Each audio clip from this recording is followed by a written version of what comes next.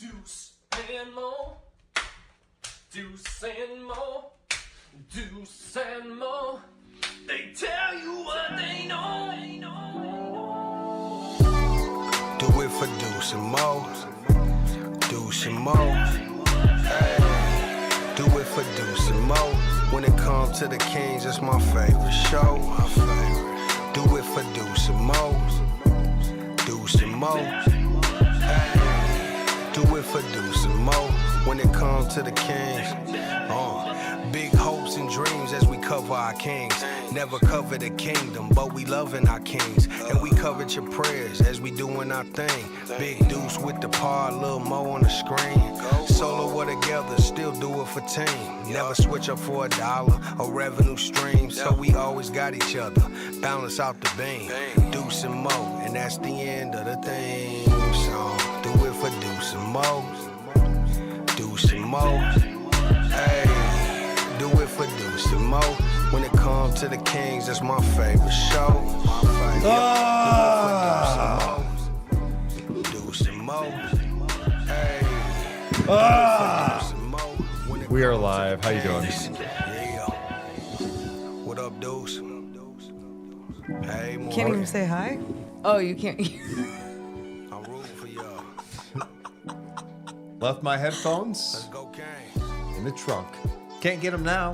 Doesn't matter. Who needs headphones? And to be honest, at this point of the season, you can blindfold me. I don't need headphones. I don't want to see this. Yeah. Man, we are in rough times in Sacramento right now, Morgan Reagan. And it's not even raining outside. Oh, I wish it was raining. Raining some threes. Apparently, Kings, you don't hit threes anymore. You hit 9 tonight. It's always raining threes for the Hornets. Right. It was just a downpour. Brooklyn almost, let me guess, 19, 20 or threes. So, 19 of 39 from downtown the night. Yeah, man. Yeah. This is tough. This is a really tough moment in the Kings season. And I knew it was going to be a challenge tonight. We did our game preview for YouTube earlier, and I'm a little nervous for this one. And it wasn't like a nervous, I just feel nervous because I haven't seen good basketball. It was like, no, real, authentic concern. Yeah, and this is like you're at 8 and 9 now. This is a pivotal juncture of the season, and one of the best teams in the West just resting in Sacramento right now. Oklahoma City Kings play them tomorrow night. OKC, I think, has been off since Wednesday. Oh, just God. chilling and watching tonight. Going, oh, Remember what happened night off. to the Kings when they got a few days off? yeah. I mean, They shit the bed. That's what we're banking on. Hey, maybe did OKC get too much rest? We'll find out coming up tomorrow night. Oh man, there's so many directions you can go, but we can go with this. But I gotta be honest, Morgan. I mean, this was kind of a game we've seen before, right? Slow start, fight back in it. Bad fourth quarter, lose. Bad bench play. Other team hits threes. We give up too many threes. Lose. 8 and 9. Lose at home. 4 and 5 at home. That was a really good recap. Thanks. I appreciate people hanging out with us tonight. You are all certified grade A basketball sickos. We appreciate you. Even some of the ones who might not be Kings fans, who just want to see Kings fans be miserable after another home loss. We appreciate you guys too. The biggest thing you can do to help us grow, hit the thumbs up and subscribe. Please. I hope you all notice this. Deuce is in a hoodie right now. He's always after a game after a home game in his suit or tie still. Like, what made you change? You never do that. I figured if I'm talking about what I just witnessed and what I have been witnessing, I might as well be comfortable. Oh. Appreciate everyone here. Let's give can we shout out a couple people before we start this stupid podcast? I mean, whose great idea was it to go, hey man, we'll go live after every single game? Yeah, it was fun during the Beam Team year. Technically, a little bit last year. Your idea, the first year when the Kings had 2 9-game losing streaks. Yeah, that was during COVID and we had nothing else to do. Now I'm like, oh, Now this we have hurts. a million Now, plus one expectations. This hurts. Appreciate Oscar. Thanks so much. He says Kings are fine. We still have 67 games. I like that. I don't. Just is that Is that the math right? I don't think that's right. You're wrong. God damn it. I appreciate real Ramirez. It's so much better than the fake Ramirez that shows up. Thanks so much to Carter for being here. Braden's here. Scout. What's up, Justin? God's love, whatever your name is. 416 Bear. Charms, Grappling Dork, Lil Uzi Bird. You can get their names right, I at am. least. I'm reading the names. Charms. There was one. Oh, really? Yes. I thought you were Oleg donates $5. Appreciate Thanks, you. Oleg. Saying 11 missed free throws tonight. Oh, God. Back-to-back games, only 9 bench points for the Kings. Yeah, you didn't have to donate to send that one. What's up, Lair Bear? Douglas, California, May 22. Appreciate you guys. The other thing I would love tonight, I'm just crowdsourcing now. If we have anybody in our podcast audience that is over 6'7", with I'd even take a 6'8" wingspan. Yeah. Please DM me and we could talk. I don't know what I can do about it, but there could be something we could push. Yeah, I don't know how either, but we'll find a way. Length is lacking in Sacramento. Jay, let's congratulate Jay.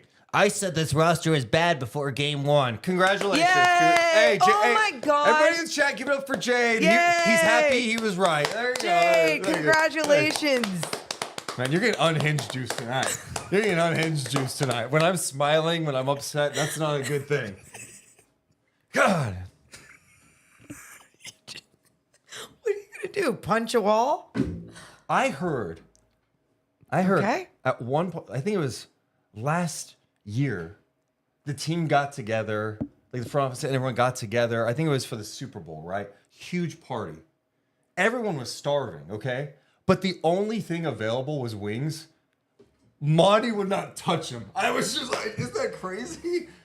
He would not touch him. He was starving. Okay, you can at least give me a little laugh for that. The saddest part is 2 sentences in, I was going to ask you, is this a real story? It kind of feels like it. Please, Devin Carter, save us. I mean, he's not coming back to February. All right. We got to laugh so we don't cry. Appreciate you guys being here. Appreciate you so much. And by the way, I like to tell jokes sometimes, okay?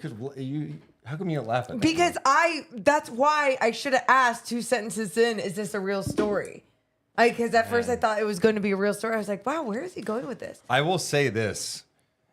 When I can't hear myself, with headphones. Your jokes are funnier? No. Oh. I do lose confidence sometimes, and I'm trying everything I can.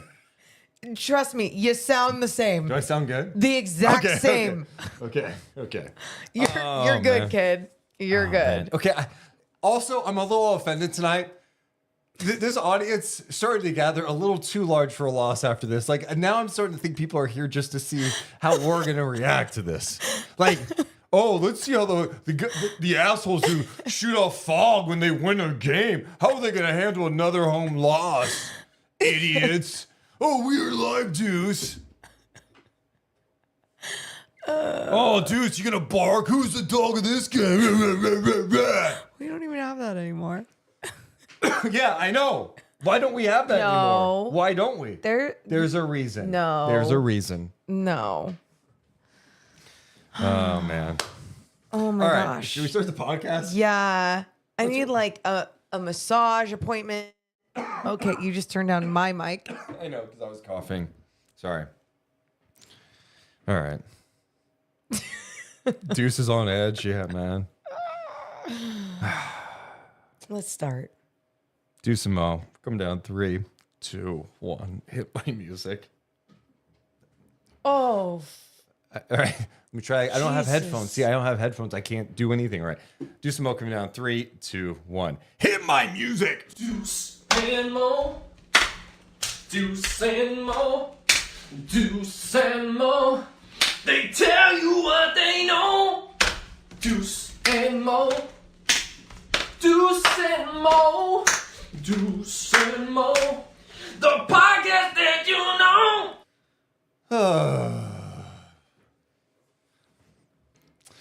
Welcome to Deuce and Mo podcast. Sacramento Kings are in trouble. Oh my God.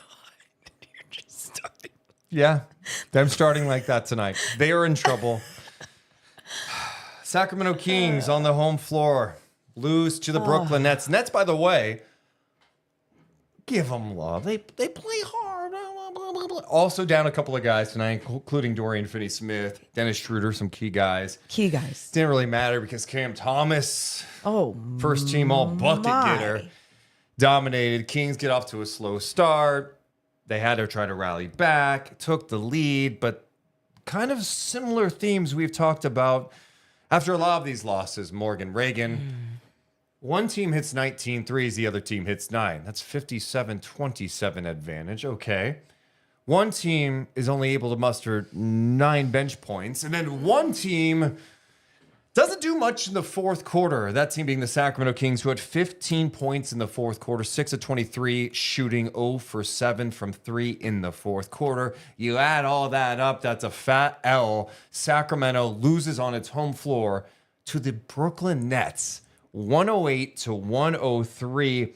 They're now 4-5 at home. They're now 8-9 on the season, and the East sucks. We know this, right? God, yeah.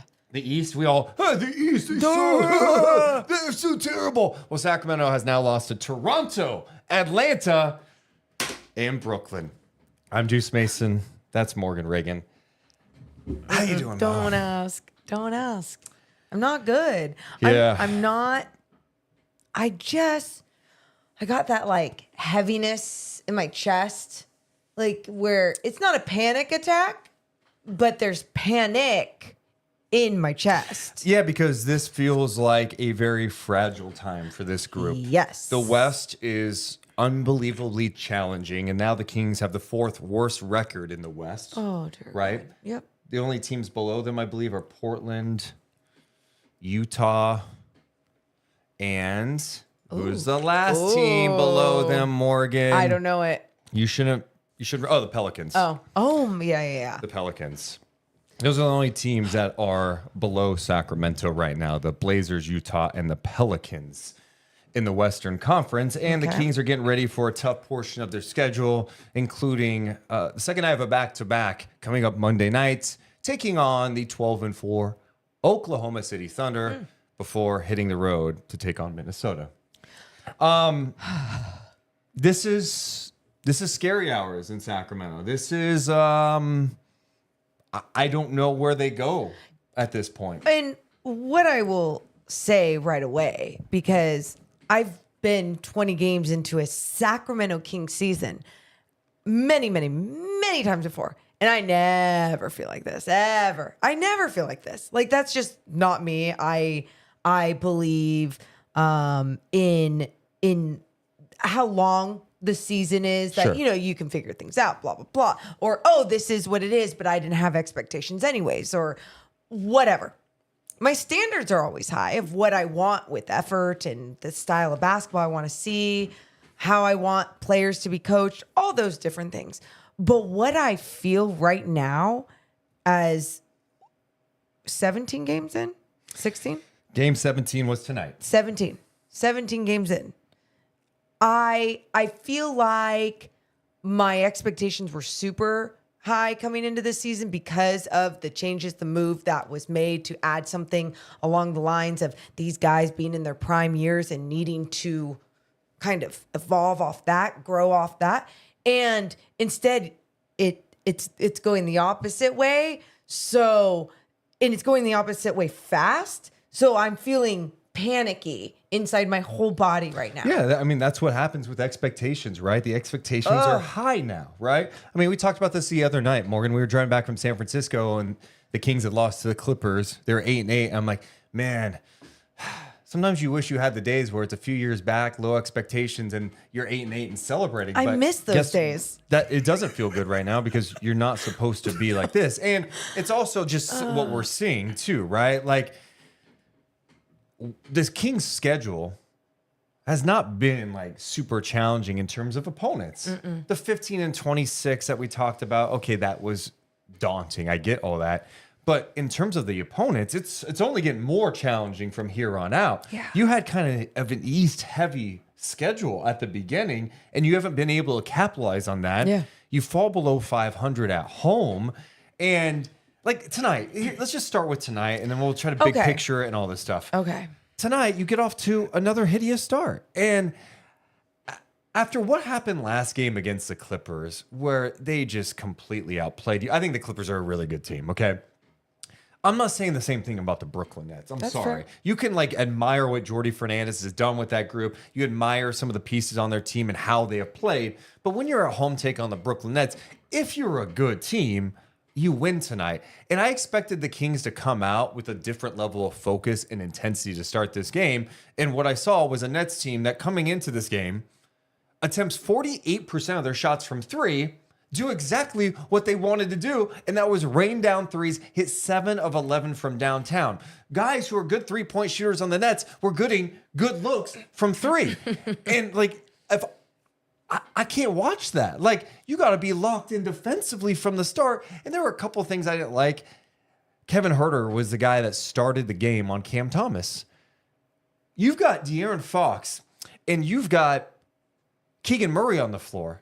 One of those guys has to be on Cam Thomas. They made that switch later, but by then Cam's already in his bucket. He could score on anybody anyway, but don't make his life any easier. I just could not believe that Sacramento got off to the start they did. It was 15-15 near the halfway point of the first quarter, and then Brooklyn closed on a 22-13 run. Sacramento gives up 37 points in the first quarter, and it only got worse from there. Yeah, you start with that. And just defensively, what we saw. I said this to Deuce as he called me ranting on the way home, and I said it's not like teams are just like getting lucky and every team is feeling good from 3-point range against the Sacramento Kings. It's not like, oh my God, they came in shooting 28%, but man, now they're shooting 40% tonight, whatever it may be. No. It's because the looks that they are getting from three is creating this confidence in their shot. I mean, it's for some, it could be like a warm-up shot, where someone's just running out on you. And great example of this tonight. What? Noah Clowney, not known for being a good three-point shooter, but he's been working on that part of his game. He was 5 for 8 from downtown. Yeah. 4 of 4 right away. 4 of 4 from 3-point land right away. The one he hit with 8:10 to go. Oh, God. Going into the fourth quarter, about lost my mind. I'm like, how does that? You brought up Alex Len to defend him, so something like that can't happen. And what does he do? He buries a 3 and it ties the game at 88. I'm to the point, and this could be really dumb. Some basketball purists could be listening right now and be like, Deuce, you're being irrational. Oh, let's hear it. With the 3-pointers, I'm to the point now, screw this whole like, hey, this is a hot shooter, this is a cold shooter. In my mind, everyone's going to be a hot shooter. And that means we are going to run these guys off the line. I think for so long this year, Sacramento is elected, they got to help Sabonis, right? Sabonis is not the longest guy. So like, it seems like so often the Kings have to recover because they overhelp in the paint sometimes. I thought they overhelped on Ben Simmons tonight. If Ben Simmons is going to kill me, let Ben Simmons do it. Yep. Please. I saw Ben Simmons shooting before the game. The weirdest rotation on his shot. It was like a tornado. The guy can't shoot. And he doesn't want to shoot. He doesn't want to shoot. You know what I do? I'm not guarding Ben Simmons. Forget about the guy. Other teams in the league do that. Forget about him. But I do not want anyone else getting clean looks. And I think too many times, Sacramento's got to help recover. And the guys recovering, unfortunately, are 6'4", and they're not super long. Yep. And they're closing out on Cam Johnson, who's 6'8", 6'9". He's already got in rhythm shot. Well, but also when you are a taller player and the opponent, the individual that is running on you, that is guarding you, whatever, is going to be shorter, you're going to also feel that confidence right away in your game that you can shoot over them, right? Like even if they were on you and you were in the mid-range. So when it's from 3, you understand exactly how much space you have, especially if your release is high above your head. I mean, in a lot of these guys, that's what it is from beyond the arc. And so you're seeing that with Kings defenders running out just 2 steps too late, but it's 2 steps too late all the time. So I'm completely with you. You have to completely change that defense. And yes, you don't want a whole bunch of teams to feel confident and score on you in the paint. But at the same time, when they're making that outside shot, it's 1 extra whole point every time they make that basket. You know, you might as well start slowing people down from beyond the arc because it is just atrocious what we are seeing from this Kings 3-point defense. Brooklyn is a good 3-point shooting team. I think they came in 8th in 3-point percentage at 38%. They shoot 48% from 3 tonight, 10 over their average. So an already good 3-point shooting team knocks down 19 of 39, just under 49% from 3. You're just not going to win games like that. It's just not going to happen. And it's especially not going to happen now when Sacramento either can't make any threes or they don't take enough of them. Like tonight, they took 25 threes. They made 9 of them. How are you going to win the game? And then, you know, so anyway, the 3-point defense has been a theme all year. We've seen so many teams come in or just face the Kings and knock down 19, 20 threes. And good luck winning in today's game. If you're giving that up on a regular basis, you're going to be a losing team like you are at 8 and 9. And I felt like last year, the thing that we talked about a lot, and Mike Brown even broke things down and explained things to the media when it came to closing out on certain players, like when you wanted to chop your feet, when you wanted to run them off the line. We all the different things, when you can high five them, you know, making sure that you're just there on time. And I feel like we are so far away from that now at this point of this season, where I'm like, do you just start trusting that Sabonis, even though he might not have the length, but that he's a strong enough man in the paint that he can stay vertical and defeat whoever may come in there? It just sucks when you are running a guy off the line, though, and then he gets screwed with, am I going to foul this guard coming in? Am I going to stay with my guy? Is this guy a lob threat? So many different things to focus on there. But at the same time, the way that you're losing these threes are so deflating against this Kings defense every single night. I know it's early, but can we get to some of the messages? I don't care. We do have some people that might be trying to bait Deuce. And you know what? I appreciate it. So let's get to a couple of them. But I like it. Sean, we're getting a lot of comments right now, so I'm missing. But Sean was saying, Deuce, why did you lie to us and say this team was going to be good this year? Evan says, you guys tried to tell me at the beginning of the game that I was wrong, and I told you over and over I was right, and look who was right. I don't know if you meant the beginning of the season. Evan, if you want congratulations that you were right, that the Kings were going to be good or lose this game, I will offer you congratulations at this moment. And Sean, I did not lie to you. You know, it's crazy. Just because I say something doesn't mean I'm going to be right. Breaking news at this hour. I'm wrong. It happens. And I'm sure, Sean, you're never wrong. You're only right. Mm-hmm. It's easy to come in here when things aren't going well and throw jazz. Hey, Deuce, you were wrong. Yeah. Okay, just keep the same energy when things are going well. That's all I'm saying.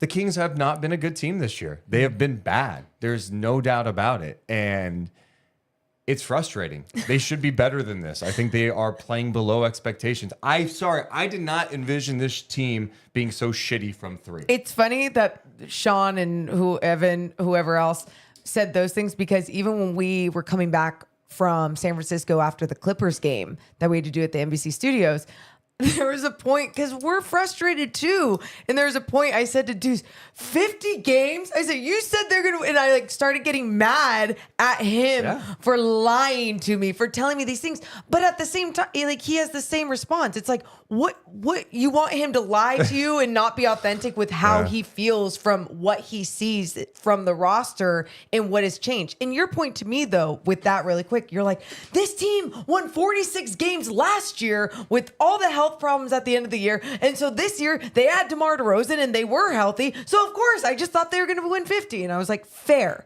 But I also understand where everyone's coming from right now with the frustrations and seeing the product that we're seeing right now. So we go to the second quarter. The Kings get down by 19. It was a crazy sequence, too. The fans were obviously unhappy at Golden One Center. So Colby Jones is a steal. He's taking it to the basket. Ben Simmons blocks the shot. The replay show, I mean, Ben Simmons fouled him. It should have been a foul. And then on the other end, who hits a three? Clowney. It makes it 54-35 at the 7:13 mark of the second quarter. And Mike Brown, for the first time this season, loses his absolute shit. And he goes right at Scott Twardowski. And from my angle, it looked like he bumped him. The TV angle, they only showed like Mike from behind, so you couldn't tell. But from when I saw it, he bumped him. And I thought, well, Mike's gone. Yeah. Mike Brown was trying to get ejected. There's no doubt he was trying to get ejected. They did not toss him. I was so happy. The refs were like, you know what? No. You're watching this shit. You're going to sit back and watch this shit, Mike. Oh, you think you can get out of this one? He did not get ejected. And that seemed to kind of spark the Kings a little bit. Yeah. I mean, it felt like they got it together a little bit. And they go to halftime. It's 65-57 Brooklyn. And I'm thinking at halftime, this feels like an absolute miracle right now that this game is close. Yeah. Oh, I felt that. I was like, okay, well, even if the Kings come back in this one, how do I feel is what I questioned myself at that point. And I was like, I still don't feel good, but I'll feel better if they ended up coming back and winning. But go on. So we go to the third quarter. The Kings get back into the game, but it was still clunky at times. It was 82-80. Brooklyn's on top. The Kings had back-to-back turnovers. Then they missed an open three. And you're like, okay, you had so many opportunities to take the lead. Will you ever take the lead?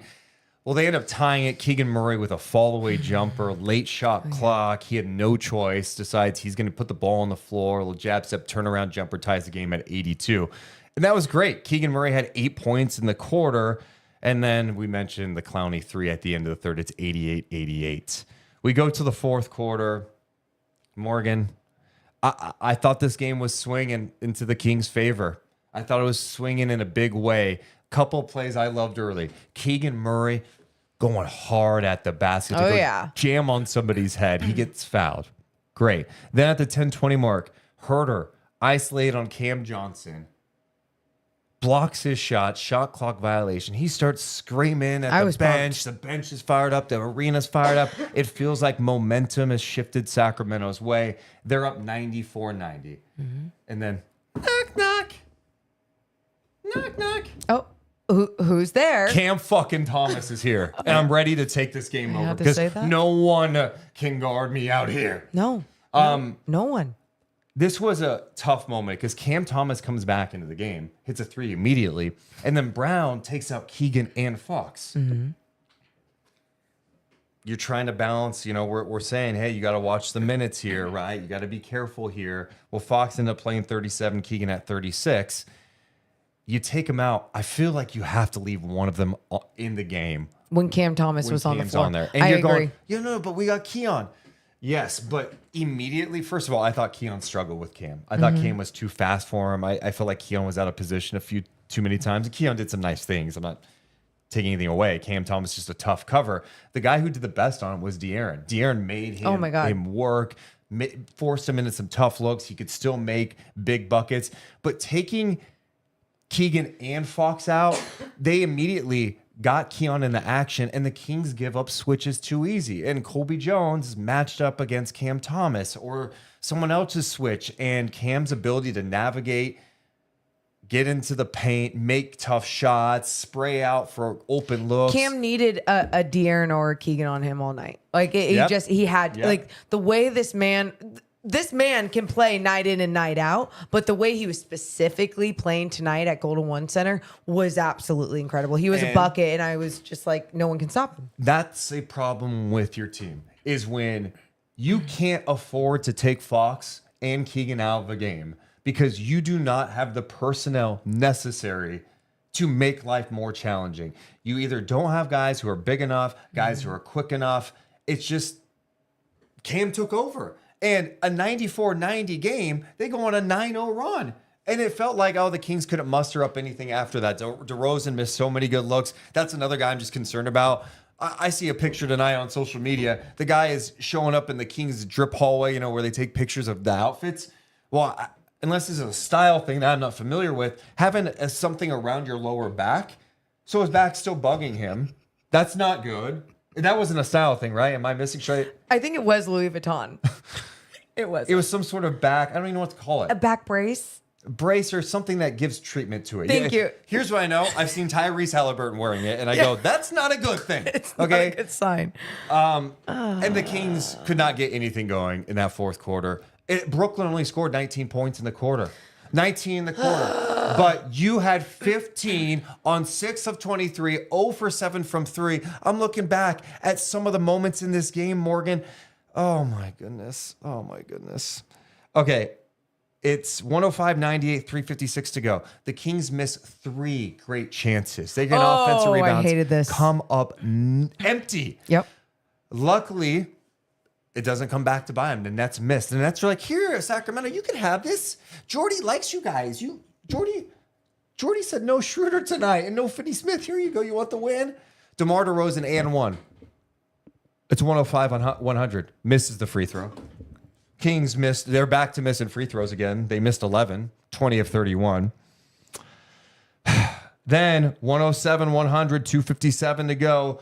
Cam Thomas, just an unbelievable finish. I don't know how he did. He twists his body. Sabonis is right there, finishes. He lands. He takes a bump like he's Mick Foley being thrown off the Hell in the Cell. Okay. And I'm like, are you kidding? And he makes the shot. Then 107, 102, Herter misses a wide open 3. I think Trey missed a wide open 3 too. There were so many good looks for Sacramento tonight, and they couldn't capitalize. It was pretty much this. If De'Aaron Fox could win it, that was all. That was all. That they could muster, if anything. I thought Keegan had some nice moments, but ultimately down the stretch, fourth quarter, you got Fox and DeRozan, and you only can score 15 points.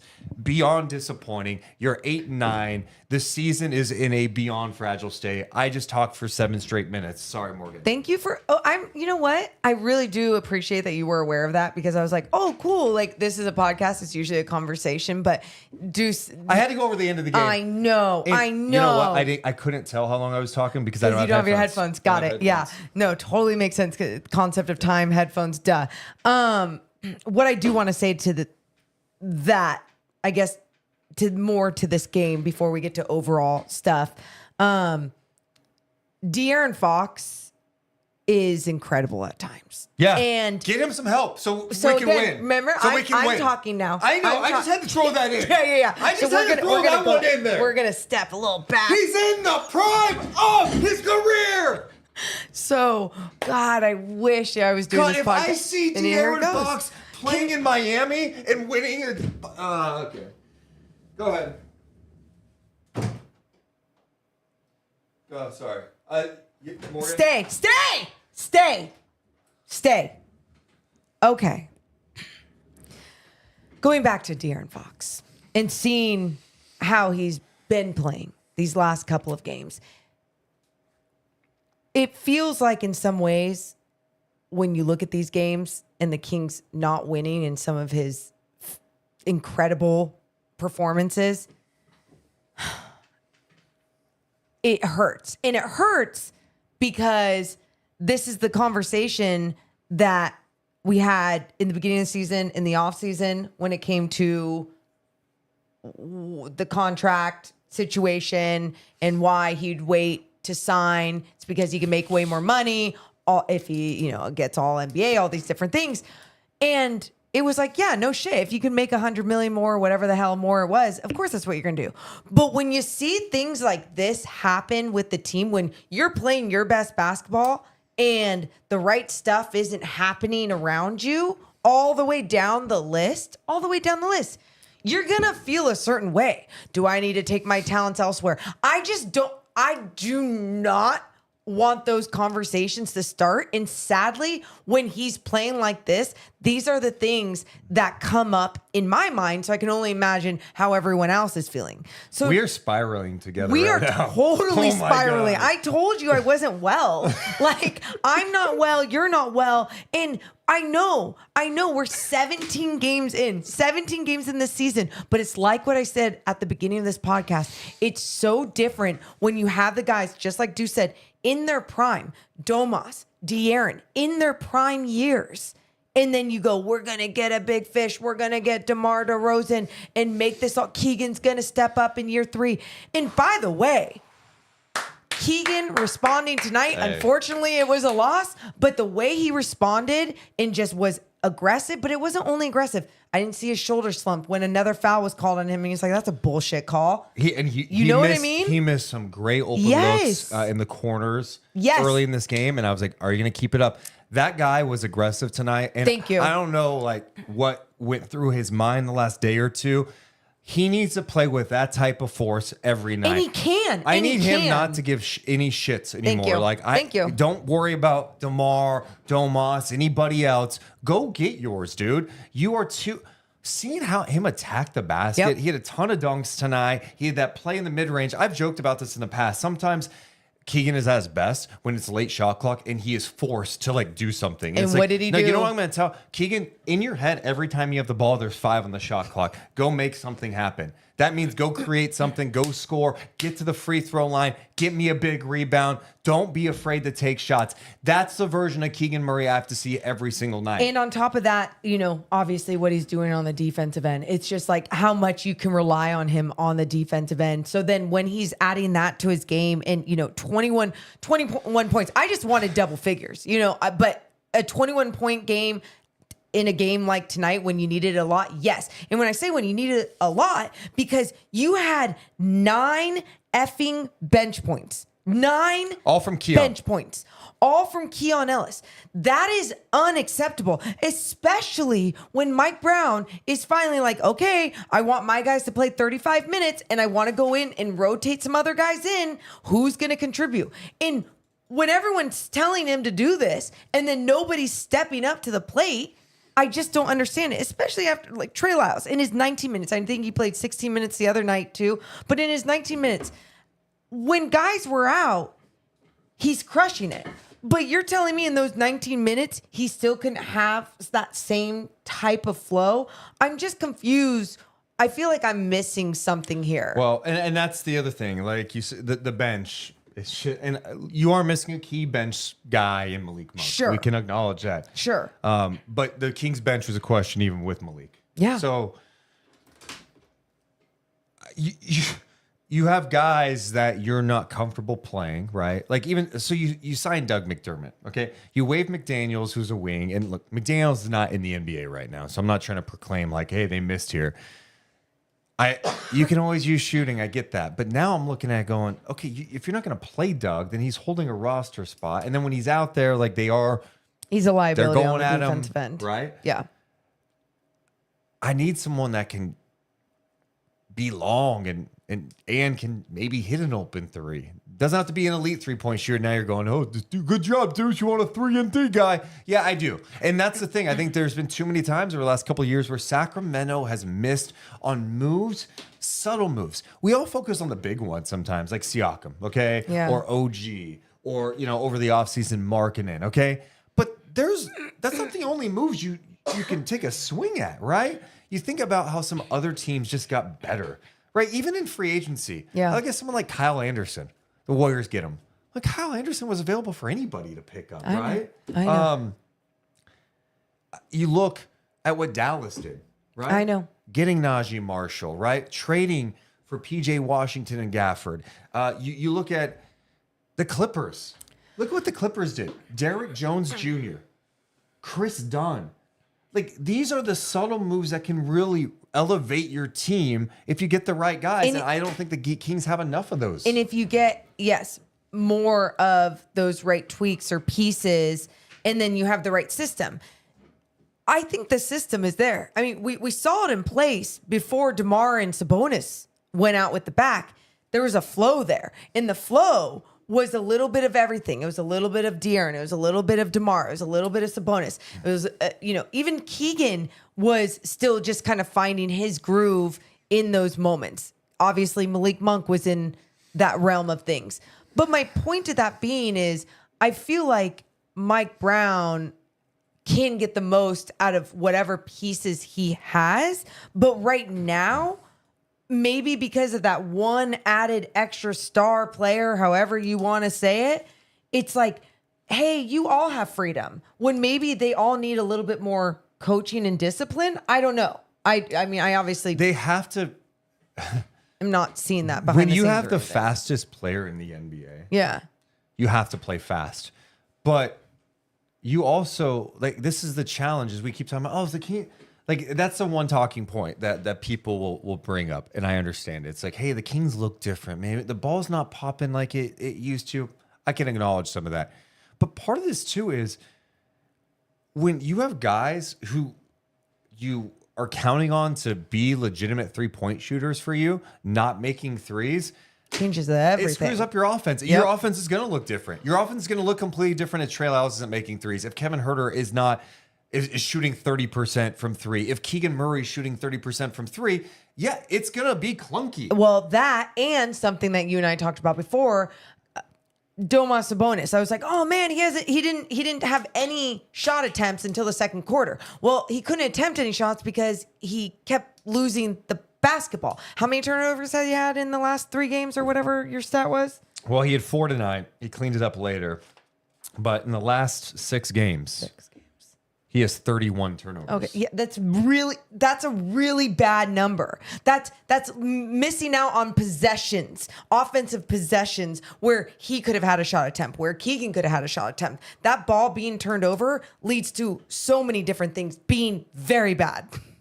Very bad. Yeah, I mean, and tonight I felt like he got it going later by hitting the glass hard. He had 18 rebounds, had some putbacks, hit a 3. Yeah.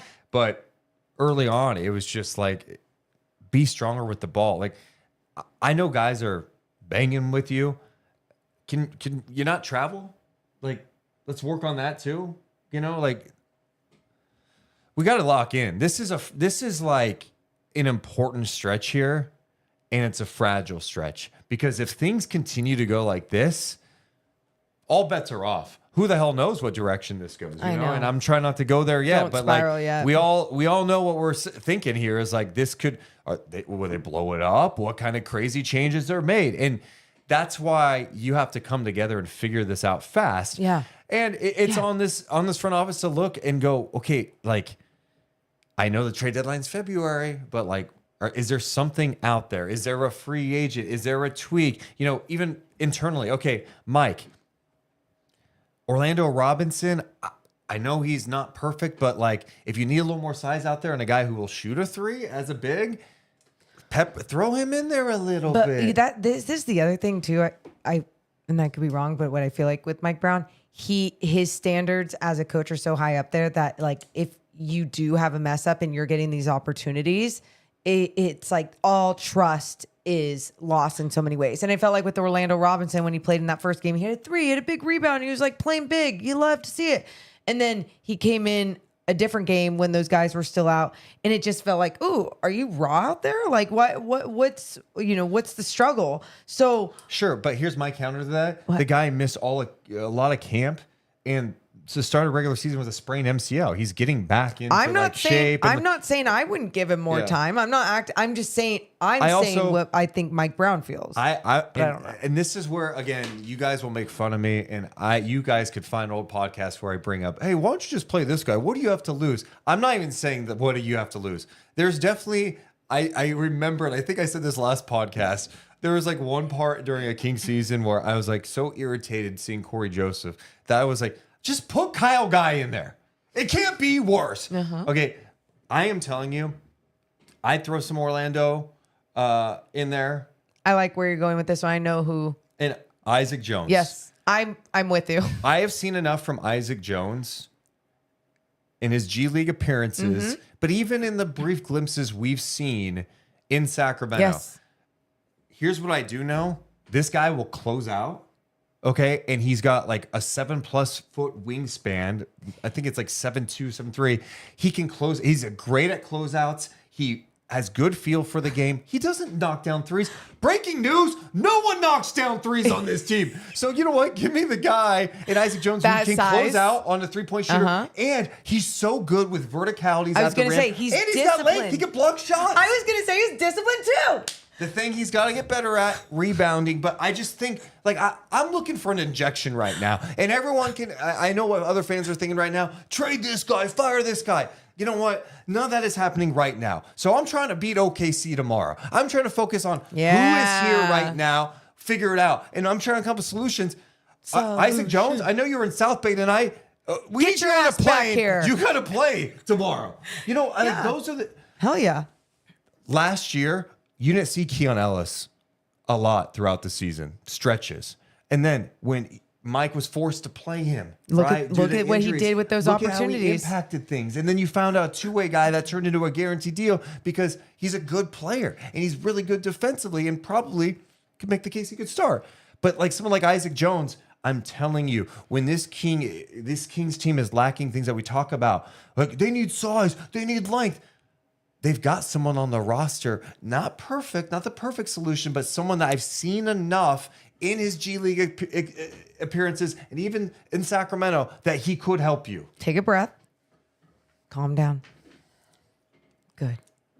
I think I'm there with you at this point of the season when you're looking for answers and you keep you don't have the answer that we keep searching for is length, is someone that can stay out there, not be a liability. You know, I think about Doug McDermott being this big guy, this taller guy, but is literally a liability on the defensive end. I mean, the way the man closes out is not good in the NBA. It's just not good because everyone can beat him off the dribble. And then you think about even someone like Colby Jones, who I thought did great I thought he did well in his time out there tonight. And I like the opportunities that he keeps getting. There's just times out there too where his size is going to factor in. It's just like, okay, you have another guy at this size. So then when you do think about someone like Isaac Jones and you do think about those long arms closing out on an NBA player, it does trigger something a little bit more, especially since he is disciplined. What? And I also realized that this is the ultimate like stupid. This is like what a sports analyst does. What? This is what they do. What? You talk about, hey, coach should play the guy who's not playing. You know, like, great take, Deuce. But I felt like I was trying to back it up with some evidence, what I have seen from him. And like there was one play against South Bay the other night when they were on the road. Isaac Jones hit like three threes in the fourth. I'm not counting on his 3-point shooting yet. But then like the next play down, like there's a guard getting to the rim. He goes straight up, amazing contest, forces a miss, runs the floor. He is, and even in Stockton the other night, man, he got the ball. I think it was late shot clock, 1-on-1 between the legs with the dribble, attacking, finishing, and one. I just think there's enough there. And I saw Sharms and Che go, no G League's guys saving our season. No, I'm not acting like Isaac Jones is saving the Kings season. I'm saying, all right, your bench not giving you much. You've got some weaknesses. It's about searching for answers of what you have. Because if you sit here tonight and you go like, we need this, we need that, we need this. Well, you don't have it right now.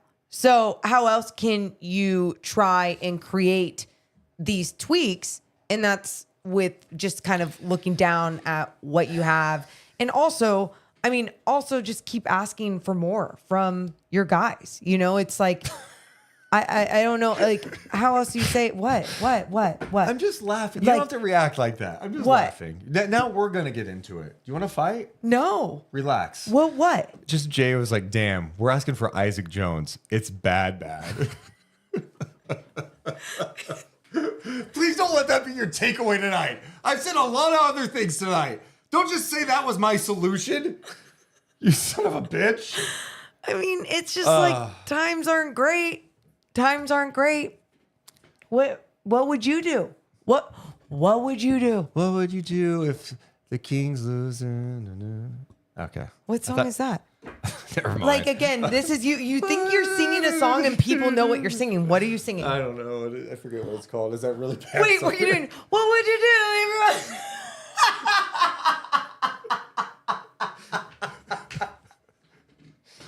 What would you do if the Kings keep losing all season long? I don't know. Yeah. Yeah, okay. Good job. Such a... What? Appreciate everyone hanging out with us, of course. After a loss? You guys are basketball sickos. One thing that can help make me feel better and us feel better is if you did hit the thumbs up and make sure you're subscribed to the channel. So all it does is help our channel grow and more fans around the world could see us dealing with this chaotic season. It's been worse. I have a poll question tonight. It's been way worse. Will the Kings turn it around? The options: yes, make a tweak and let's go. Nope, it's over. It's a 50-50 vote right now. 50%, 50%. You're assholes. You're assholes. Oh, you guys are unbelievable. Gabriel is donating. Gabriel, we're gonna start banning you from donating.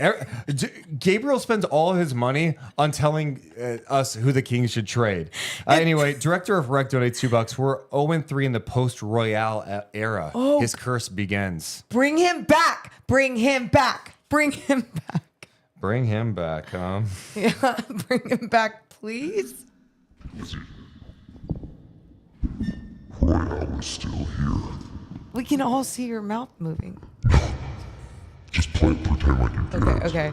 Oh, where is he? You thought you guys could kill me and it was gonna get better. Royale will haunt you forever. The Kings are cursed until I'm back and kill Slamson. So we just sacrifice Slamson like he's Mufasa and I guess so. Throw him off a cliff? Oh my God, you guys are unbelievable tonight. Okay. Shout out to Oscar. He's still a member. Kings top 12, still better than Portland, Utah, and New Orleans. Thanks for that. Oh man, who else? Also, 4C Bar has been a member for 16 months, saying personnel issue or scheme issue. I think for me, personnel. I mean, I think that's what we talked about a lot tonight. I think we have known the Kings' weaknesses for some time. And not that DeMar DeRozan to me was fixing one of the Kings' weaknesses, which was having a guy that can go get you a bucket. And the Kings lacked that a lot outside De'Aaron Fox, especially once Monk went down. You need another guy get to the free throw line, another guy who could draw a double team. I still maintain that's a good move. The problem now is like, DeMar is also 35 years old and has a bad back at the moment. And that's a bit concerning. But the other issues we talked about, the size, the length, at the wing spot, these are issues we've talked about since the original Beam team at the trade deadline. Beam Dreamer says, we just need the pizza guy back, Malik Monk, and everything will be fine. Well, that would sure help if he was back for sure. Bad news, sour grapes. Coach said play defense. The Kings in turn forget how to play offense. Looks like the team peaked in 2022. Long live the Beam team era. We hardly knew you. Oof, oof, oof, oof. That's so sad. Open Mike donates and says contribution for pet insurance. Oh. Hope the doggy is doing better. Oh. Yeah, Carlin is doing fantastic. Thanks for asking. Where is he? Doesn't even know. Yeah, he's doing great. Gabriel has donated a couple times and would like everyone in the chat to know that the Kings should trade DeMar DeRozan and trade Keegan Murray. Well, thank you so much for the donation tonight. Thanks, guys. But please hit the thumbs up and subscribe. All right. We should take a breather real fast. Okay. And tell you that tonight's podcast presented by our friends over at Mother in Sacramento, 2319 K Street. Had Mother for lunch yesterday morning. Oh my God, it was so good. If you want to feel good too, especially in this time, go to Mother right now. And I know so many Kings fans and so many Deuce and Mo podcast listeners have. Also, because all throughout November right now, you go in, you bring a photo on your phone, whatever, of your grandma, mom, dead, alive, it don't matter. You'll get 50% off your entire meal. 50% off. This is Michelin bib food. Really good food. So it will make you feel good even if the Kings are losing. Yeah, think about that. You're just like, oh, Kings play the Thunder. they're going to make me sick. That's well, you might as well eat a good hearty meal before the game. That you could throw up? Just in case you can enjoy it for a second. Then when it comes up, if it comes up because you get sick at a Kings game, you're like, oh, I remember that taste. That was really good. That's so gross. Oh. That is What is so, that? That's not a good That sales is like, job. no, none of that is. That is If you want to feel better after a Kings game, you should check out Mother in Sacramento, 2319 K Street. the Mother flavors are Sacramento. so good, they'll stay in your stomach. And the Kings losing won't even allow you to throw it up. Also presented tonight by our friends over at Golden One Credit Union.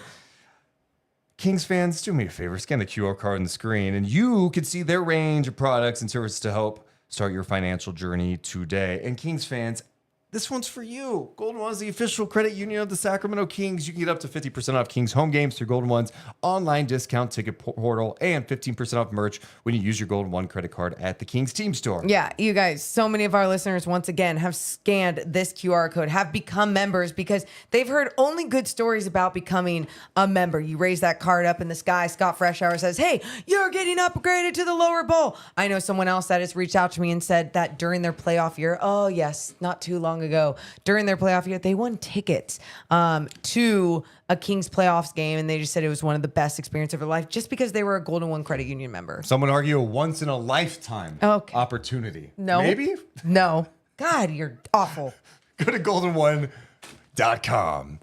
Also presented tonight by our friends over at Northwest Exteriors. Morgan, why should people go to Northwest Exteriors for their windows? They're the best. Seriously. Simply the best, obviously. But you think about how much money that I've saved just because I got new windows. And I was like, I'm going to get a little greedy and save a little bit more. I got an HVAC system. Okay. So they do it all. But I never really understood that why my house was so cold or why it was so hot. And it was because of these things. And now my life is almost perfect. It would be more perfect if the Kings were playing better basketball. Yes. My windows can't help that.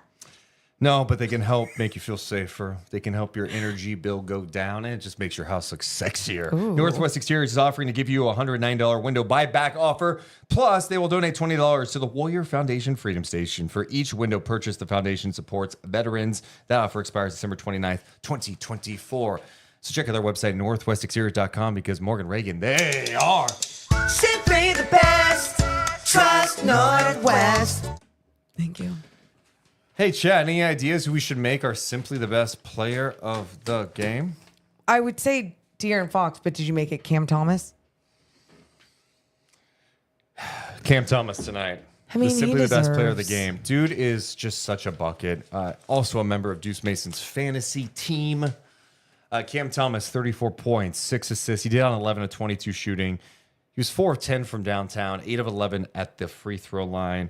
Our simply the best player of the game, Cam Thomas, presented by Northwest Exteriors. Yeah, I'm with you. Fox was fantastic tonight, and that's what's so disappointing is Fox is on a run right now Oh my where he God. looks pretty much unguardable. And, you know, tonight, the second half, he wasn't as efficient. I felt like he needs some more looks late in the game. There was a sequence, I think, at the end of the game where the Kings need a hoop, and I'm like, how does De'Aaron Fox not touch the ball? Yeah. And yeah. Nets started denying him a little bit more, but get him the ball. Yeah, I mean, he was getting to his spots. I thought defensively he was making Cam Thomas work. De'Aaron was spectacular, but he can't do it alone. Cam Thomas was also just an absolute problem out there. It seemed like whenever he was on the floor, he was making something happen. The Kings threw different guys on him. He would make shots, whether they're uncontested or contested. He was fun to watch. Oh, so much fun to watch. And like, that's what's disappointing about this game too, is that you think about the performance when you see someone else go off on another team, it's so much more fun to celebrate them when the team that you root for actually gets the dub and everything. But instead, like, Cam Thomas, it's just hard not to talk about his game and then also just think about what De'Aaron's been doing the last couple of games and how dominant he's been. It's just disappointing that everyone can't gather around and figure out a way to get the dub around him. And where do you go from here? Well, you got to forget about this one. Okay. Fast. Oh, yeah. Because Oklahoma City is coming to town, or they're actually in town. They're in town. They're in town. They're resting. They've been off for a while. They've been off, since Wednesday. They have their own injury There's problems, of course. Chet is out. We know this. They did recently get Isaiah Hartenstein back, of course. Alex Caruso is not playing for them tomorrow. They're coming off a 109-99 win against Portland after losing 2 in a row to Dallas and San Antonio. And they're starting a trip. That's Sacramento, Golden State, the Lakers, and Houston. So not an easy trip at all for Oklahoma City. But, yeah, I mean, this team's good. They've got guys up and down the lineup who can defend and hit threes. And with Hartenstein back, they've got some legit size to throw out Sabonis. I don't know what to tell you. I mean, Sacramento's going to have to all of a sudden play basketball that is inspired from the jump. They're going to have to knock down shots. Yeah. De'Aaron's going to have to keep playing the way that he's playing. And I think it's funny, after the 60-point game, we talked about, can he keep doing this? And then the next night, he has a 49-point game, So it's like, I think he is capable of keeping that caliber of game up, but at the same time, it makes your job easier when other people are also getting their things done. I mean, even for example, like I text you when Fox had like multiple times when he's getting to the paint, getting that spray 3 to somebody.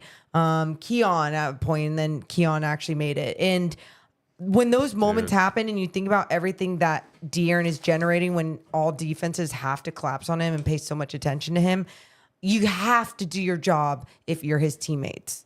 Fox had 31 points on 10 of 16 shooting. He was 3 of 4 from downtown. One area, and it was hard to get mad at him because he's been shooting so well from the free throw line. He was 8 of 12 at the line. So he missed 4 free throws. The Kings missed 11 as a team. He also had 5 assists, 2 steals in this game in just under 38 minutes and was everywhere defensively. I thought he did his best with Cam Thomas. I thought his pressure on him was fantastic. I'm like, God, you're asking so much of this guy to score, to attack, to create, and he's got to defend. Like, damn. Other notes tonight, Keegan Murray, we talked about his game earlier, how he was playing, he was decisive, he was coming off screens hard, he was attacking. Confident. He ends up with 21 points. He had 8 rebounds, a couple of big offensive rebounds as well. He got to the free throw line too. He was 6 of 8 at the line. The one mark where he's still struggling, he knocked down his first 3, but then he missed the rest, including having an air ball. He was short on a couple of corner ones. I felt like all the looks Keegan Murray got tonight from 3 were open. He was 1 of 5. It's like, God, I just feel like, is he just due for like a good 4 of 6 night from downtown? Well, when you see another team shooting so efficiently on you, you're like, wait, what? But why can't our guys? Especially when we're getting good looks, and that's the other thing. Is like, it's one thing like the Clippers. I felt like made the Kings uncomfortable, and the Kings didn't get a ton of looks. That's fair. Good looks against the Clippers. I felt like tonight the Kings had some good looks, and it just didn't matter. Herter, 1 of 5 from 3. I mean, the two guys. The Kings hit 9 threes tonight. Ellis and Fox hit 6 of those.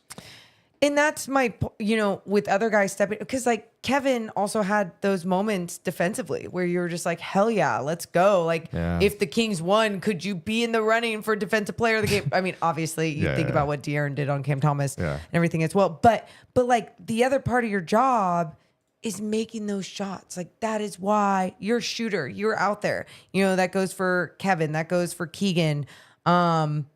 And even Trey Lyles, just someone that that you were able to rely on from 3. He only attempted 1 3. And I just think there's more opportunities for these guys to be more aggressive. Maybe I should go back and go possession by possession to make sure that I'm not just saying that. Well, let's look at some of these 3-point numbers for a second. Okay. This is where the Kings are at. If I would have told you before the season that Keegan Murray was at 29.9%. Kevin Huerter's at 29%. Monk at under 28%. Trey Lyles at 33%.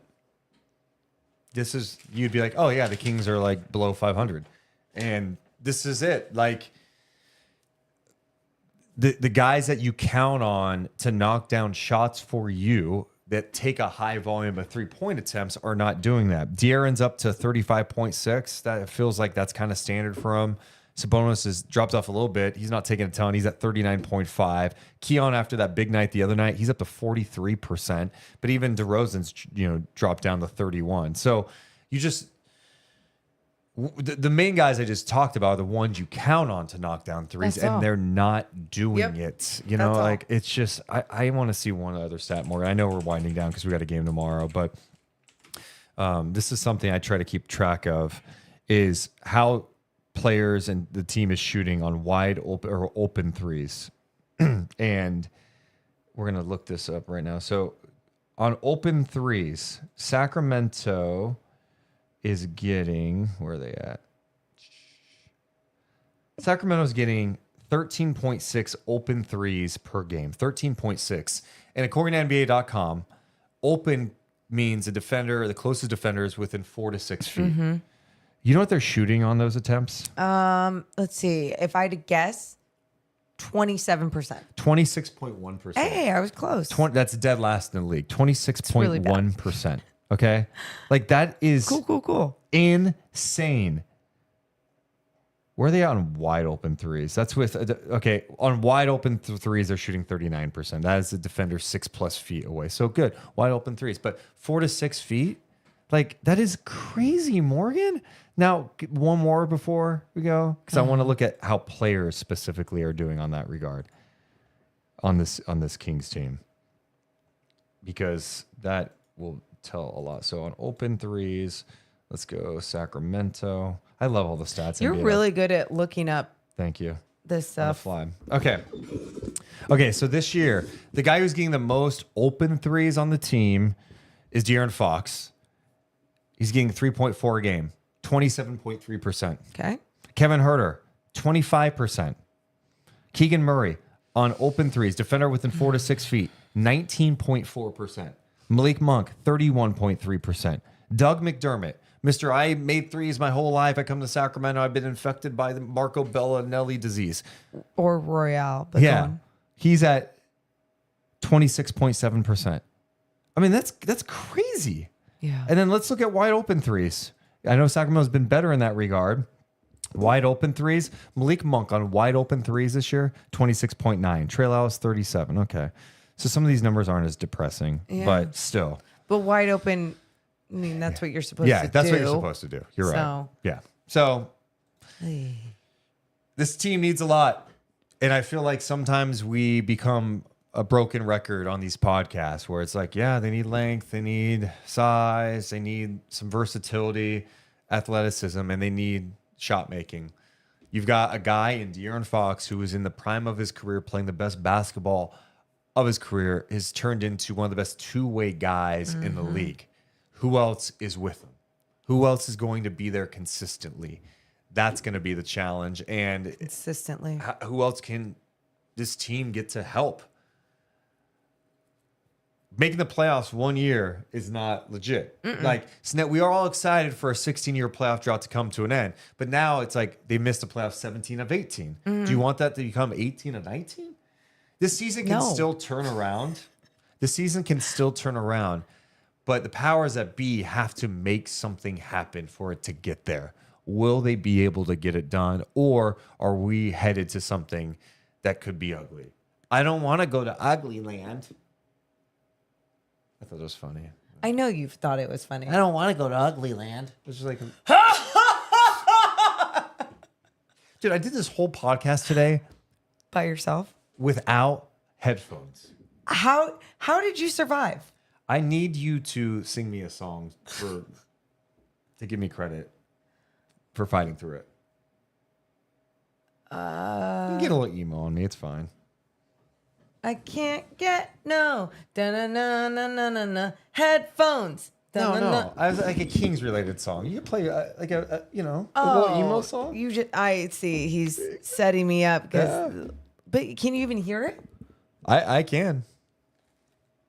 Good bit.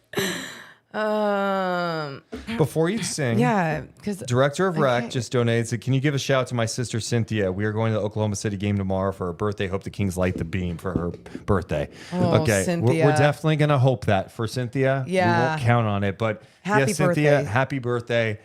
And if the Kings win tomorrow, it's because you are at the game. If they lose, it has nothing to do with you. Yeah.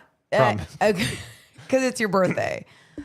Can you sing with me? I don't know the songs. Go ahead. It's a beamless night as I lay here sleepless. I'm going to be honest. If you're going to sing like that, then don't sing. That's disappointing. You know And what? it's like, I needed to sing when I was like when the panic was in me. You know what's crazy? You made me feel better. We're doing a show. It's a show. Do you guys understand? Lights are on. We're recording. We're live. Can everyone please understand? Like, he makes me sing on the spot. He forces me to sing on the spot, and he doesn't understand how difficult that is. Like, he you know just what thinks else is difficult? doing a show with no headphones. Doing a show after a Kings loss like this, doing a show when it's 8-9 without headphones, and putting on the show of all shows, trying to entertain the masses for over an hour. So I'm asking you in this moment of me being vulnerable without headphones to get into this shit and give me an emo song. You're approaching that song like Keegan approached the Clippers game. I need Morgan to play like Keegan did tonight with this song. Wow. Thank you. And so many people are saying, yeah, he's sick, Morgan. Yeah, Morgan doesn't have to. Trade Deuce.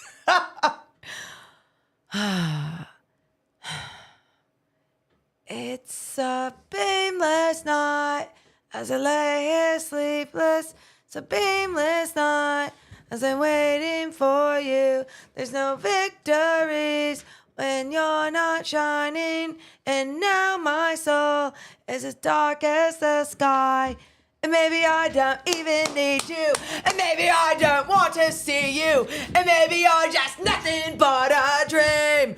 Because it's a beamless night as I lay here sleepless. It's a beamless night and waiting for you. There's no victories when you're not shining. And now my soul is as dark as the sky.